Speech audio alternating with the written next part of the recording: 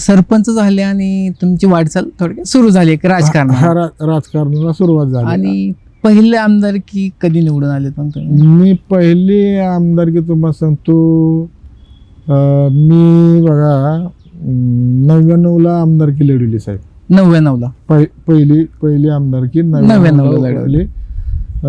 सन्माननीय शरदचंद्रजी पवार साहेबांनी मला त्यावेळेस तिकीट दिलं होतं. क्या बात आहे. राष्ट्रवादीची नवीनच निर्मिती त्यावेळी झाली होती, तेव्हा लढवले होते तुम्ही? लढवली होती.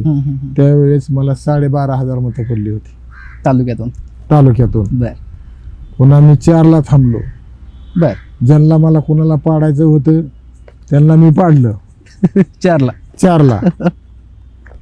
9ला नंतर मी उभा राहिलो. बर.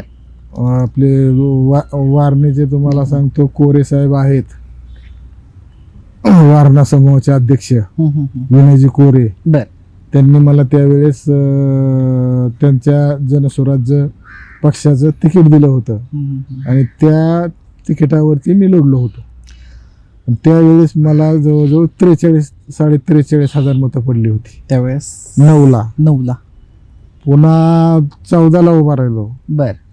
14ला मी केवळ 257 मतांनी निवडून आलो. क्या बात. 14 ओके.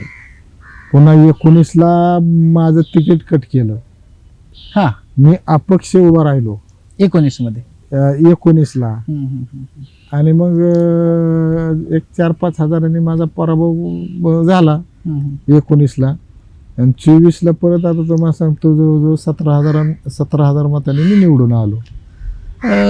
तिकीट कट केलं आता, पण तो एक अनुभव तुमच्यासाठी कसा होता? आपण त्यातून असं एखादी गोष्ट शिकला असेल की बाबा काय नाही केलं पाहिजे, आपण काय करायला पाहिजे हे मनात घेतलं. काय करायला पाहिजे. हरलेलं तर दुःख नाही, कारण आम्ही कुस्तीगर असल्यामुळे तुम्हाला शेकडो कुस्त्या खेळलो, काय हारलो काय जिंकलो. त्याच्यामुळे आम्हाला पडायचं काय शिबाशी वाटलंच नाही कधी. आमची खिलाडू वृत्तीने आम्ही चालूच केलं. ते चालूच होतं.